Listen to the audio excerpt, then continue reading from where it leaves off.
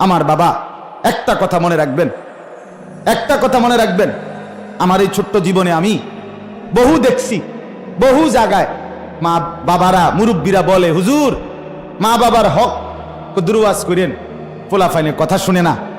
আমারও প্রশ্ন হইল, মনে রাখবেন মা বাবার যেমন হক আছে ছেলের উপরে, ছেলেরও হক আছে মা বাবার কাছে। কথা বলেন না? এখন ছোট্টবেলায় কসম খোদার প্রত্যেকটা মুসলমান ছেলে মেয়ের হক তার বাবা মার কাছে পাওয়া পাওনা হক, এটা তাকে দিন শেখানো বান্দার হক। আবারও বলছি মুসলমান শুনেন, আবারও বলছি, বান্দার হক বান্দা মাফ না করলে আল্লাহ মাফ করে না। আপনি যদি ছোটবেলায় 7 বছরের ছেলেটা, 7 বছরের মেয়েটা, 6 বছরের ছেলে মেয়েটার হক নষ্ট করছেন, তারে কোরআন শিখান নাই, তারে দিন শিখান নাই, তারে মাদ্রাসায় ভর্তি করান নাই, তাহলে অচিরেই এই ছেলে যদি নাফরমান হয়, পাপী হয়, জাহান্নামী হয়, আল্লাহর কসম আপনি তার হক নষ্ট করছেন। কিয়ামতের দিন এই সন্তান আপনাকে আল্লাহর সামনে ডাইকা আপনার কাছে তার হক চাইবে, হক চাই, বিশ্বাস করেন হক চাইবে সে। এই বাচ্চা বলবে, এই বাচ্চা বলবে কোরআনে আছে, এই বাচ্চা বলবে রব্বুল আলামিন আমারে জাহান্নামের ঘোষণা হইছে, আমি জাহান্নামে যাব মাওলা, তবে আমার একটা আবদার আছে। আল্লাহ বলবেন কি?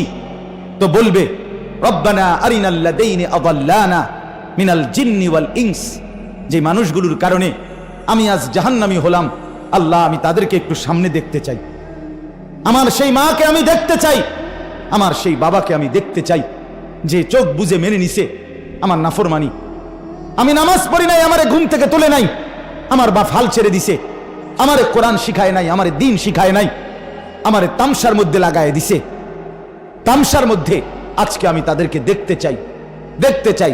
যদি বলেন গাইল্লায়, তো আমরাও ছোটবেলায় গাইল্লাইছেন আপনার মা বাপরে, এটা মনে রাখবেন।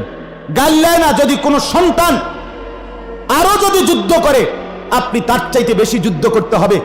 আপনার সিদ্ধান্ত থাকতে হবে, আমি মুসলমান, আমি বেঁচে থাকতে আমার বিবি বাচ্চা মুসলমানের সন্তান হইলে, মুসলমানের ঘরে হইলে নামাজ পড়তেই হবে, পড়তেই হবে, পড়তেই হবে, এটাই আমার যুদ্ধ, এটাই আমার সিদ্ধান্ত।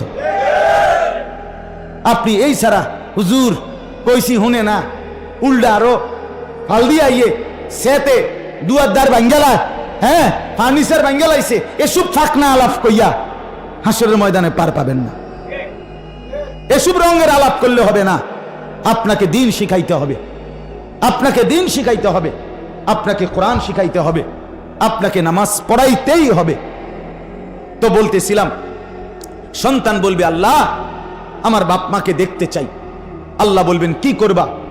বলবে সন্তান রব্বুল আলামিন এদের কারণে আমি আজ জাহান্নামী হলাম, আমি আজকে হাসরের ময়দানে জাহান্নামে যাওয়ার আগে এই মা বাপকে আমার পায়ের নিচে ফালাইয়া মুড়াইয়া এরপরে বেজ্জতি করে তারপরে আমি জাহান্নামে যাব। নাজআলহুমা তাহতা আকদামিনা লিয়াকুনা মিনাল আসফালিন, এই যে কোরআনের আয়াত। আমি তাদেরকে আমার পায়ের নিচে ফেলবো, অতঃপর তাদেরকে লাঞ্ছিত করব, বেইজ্জতি করব। আপন সন্তান বলবে, বলেন বলেন,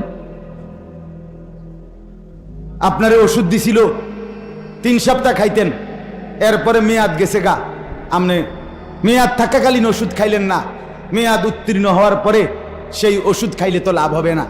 নবীজি সাল্লাল্লাহু আলাইহি ওয়াসাল্লাম তো বলছে, তোমার সন্তান যখন 7 বছর তখন তাকে নামাজ পড়তে আদেশ করো, 10 বছর যখন সন্তানের বয়স তখন যদি নামাজ না পড়ে শাসন করো, প্রহার করো, যে কোনো মূল্যে 10 বছরের ছেলে মেয়েকে বেনামাজি ঘরে থাকতে দিও না, শুইতে দিও না, তারে কোনোভাবে মেনে নিও না। আমরা কি কই? 10 বছর 8 বছর ফুলাইন মানুষ, হুজুর ফুলাইন মানুষ, আস্তে আস্তে ঠিক হয়ে যাব, আস্তে আস্তে বলে ঠিক হয়ে যাব। কোনো জিনিস যদি সেটা লোহাও হয়, লোহা এটাও তো ফালাইয়া রাখলে আস্তে আস্তে নষ্ট হয়ে যায়। কথা বলেন না কেন? লোহাও তো ফালাইয়া রাখলে আস্তে আস্তে ঝংকার পড়ে যায়, নষ্ট হয়ে যায়। আমনে হালাইয়া তুইলে বুঝি আমনের ফোলা আস্তে আস্তে ঠিক হয়ে যাব, আস্তে আস্তে নষ্ট হইয়া ফচ্চা গন্ধ ছুটবো, এরপরে নষ্ট হয়ে যায়।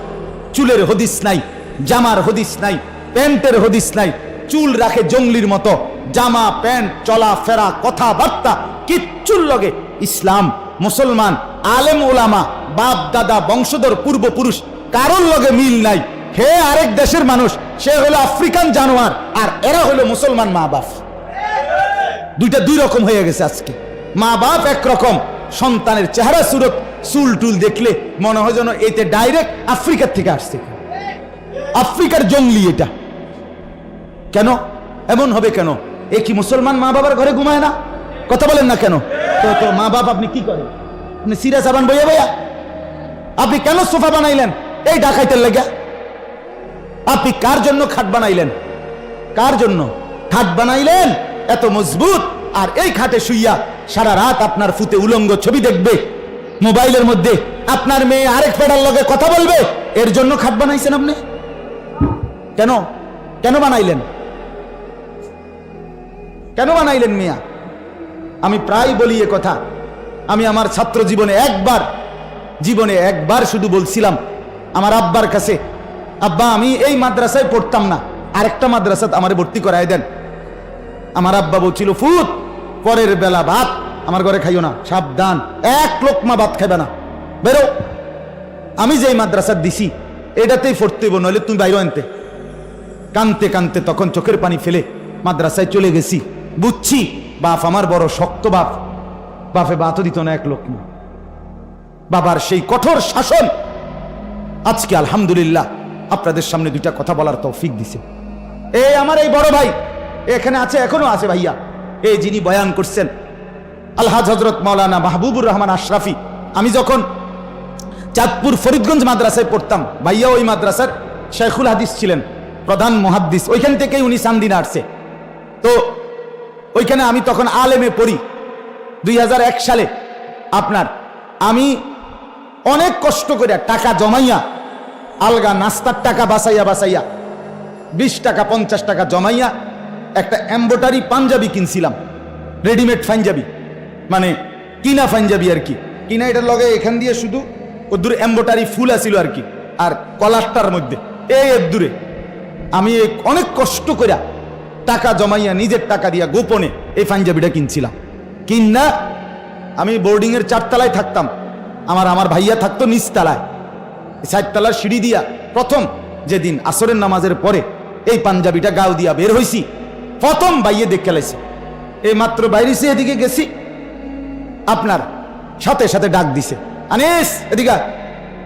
আসতে দেরি ভাইয়া পাঞ্জাবিটা টেনে ছিঁড়া একেবারে টুকরা টুকরা করে ফেলছে।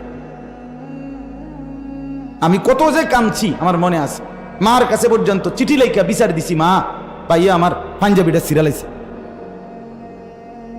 অর্থাৎ কোনদিন বাবা ভাই এই সাদা স্বাভাবিক পাঞ্জাবি ছাড়া অন্য পাঞ্জাবি বানাইয়া দেয় নাই। নিজে কেন এমব্রয়ডারি বানাইলা, ফুলওয়ালা বানাইলা কেন? এই জন্য ছিঁড়ে ফেলে দিছে। বাবার শাসন, ভাইয়ের শাসন আজকে আপনাদের সামনে বসবার তৌফিক দিছে। আপনি ছেড়ে দিবেন কেন মিয়া? খামখেয়ালি করবেন কেন? সন্তানের সাথে বিবি বাচ্চার জন্য মাথার ঘাম পায়ে ফেলে টাকা রোজগার করে, আর আপনার বিবি বাচ্চা তামসা করানোর লেগে কথা বলেন না কেন? যেই বেচারা 20 বছর বিদেশ করে, 18 বছর বিদেশ করে, যেই বেচারা এই গরমে, আমাদের বাংলাদেশের গরমে কি অবস্থা, আর সৌদি আরবের গরমের কি অবস্থা, এই প্রখর গরমের মধ্যে সামান্য কাজ করে, সামান্য নরমাল কাজ করে এই বেচারা রক্ত পানি কইরা, কলজা পানি কইরা, বুকটা মাটিত লাগাইয়া এরপরে টাকা রোজগার কইরা এই টাকাগুলো বিদেশ থেকে বাড়িতে পাঠায়। আর এই বেডি বাজারে বাজারে টোটো টোটো করে ঘুরে, আর ঘুরা সমস্ত টাকা বাজারে আর মার্কেটে মানুষের বেড়ারে দিয়ে আয়া পরে। এই অসভ্যর জন্য টাকা রোজগার করা, কথা বলেন না কেন? হ্যাঁ, আমার কথা সত্য, আপনি বলেন। আমার একদিন আমার সৌদি আরবে উমরার সফরে আমার একদিন আমার এক পরিচিত বিদেশি বাংলাদেশের লোক বুকে জড়াইয়া কাইন্দা বলছিল, হুজুর আমি আজকে 17 বছর বিদেশ করি, বউ বাচ্চারে 7 তলা বিল্ডিং এর শহরে ভাড়া বাংলাদেশে রাখছি, আমি ফ্লোরের মধ্যে থাকি, হুজুর একটা টাকা অতিরিক্ত নিজে খাই না, নষ্ট করি না, এটি জমাইয়া বাইক ফাটাই। আমি বাড়িতে ফোন দিছি, 3 বার ফোন দিছি, আমার বেডি ফোন ধরে না। বেডি কই আছে কই জানি, ফুতেরে ফোন দিছি, ফুতে 3 বার ফোন ধরছে, ধৈরা কয় আমি গেমস মানে মোবাইলে খেলতেছি আব্বু, আমি খেলতেছি, খেলা শেষ হলে তোমার লগে কথা কম। বেচারা আমার বলল কজর আমি না বইলা মনের কষ্টে, এরপরে টিকিট লাগাইয়া গোপনে না বলিয়া বাড়িতে আসছি। আয়সা এই ফুলাডারে উনি বলছে ও 7 তলার থেকে লাইতে নিচে নামাইছি, নাম বেডির সহ নামাইয়া কইছি যা বাপ বাজ্জা গ্রামে থাক, 7 তলা বিল্ডিং এ থাকতে দিলাম। আর আমি ফোন করলে তুই কস বেটা গেমস খেলস, তুই তোর সময় নাই, তোর মতো জানোয়ারের জন্য নি পয়সা কামাই করছি। কথা বলেন না কেন? এই কষ্ট, এই রক্ত পানি করা টাকা, ঘাম ঝরানো টাকা বেচারা তুমি বইয়া বইয়া মোবাইল টিপবা, বেডি চাইবা, মোটরসাইকেল চালাইবা, সিনেমার নর্তকী দেখবা, এই হাইওয়ানের জন্য? বলেন মিয়া, আমি হয়তো খোলামেলা বলে ফেললাম, আপনারা বলেন, আপনারা ফিকির করেন, জীবনের সিদ্ধান্ত নেন, বিবি বাচ্চার লগে পরিষ্কার কাটছাট কথা বলেন, হয় নামাজ পড়বা, নাহলে 1 টাকা আমি বাচ্চা থাকতে তোমারে দেব না। বলেন ইনশাআল্লাহ, বলেন মিয়া, হিম্মত করেন, বলেন ইনশাআল্লাহ, সবাই হাত তুলে বলেন। হিম্মত না করলে পারতেন না। এই জামানা 1 মিনিটে গুনাহ কোটি কোটি, 1 মোবাইল পৃথিবীর সমস্ত গুনাহ নাফরমানি একত্র করে দিছে। বাঁচাইতে হইলে কঠিন সিদ্ধান্ত লাগবে। মেন করে কথা কইলে হইতো না। সাদওয়ানে বইয়া কইবেন কই তো ফলাইন্ডে তো কই শুনে না, কিতা করতাম, এসব রঙের কথা কইলে হইতো না। শক্ত হইতে হবে, সন্তান মানুষ করতে হবে। আমার সন্তানই আমার জীবন, আমার খাট পালং দিয়ে আমার কি হবে? আমার স্ত্রী সন্তান যদি নাফরমানি হয়, আল্লাহ আমাদেরকে মাফ করে দেন।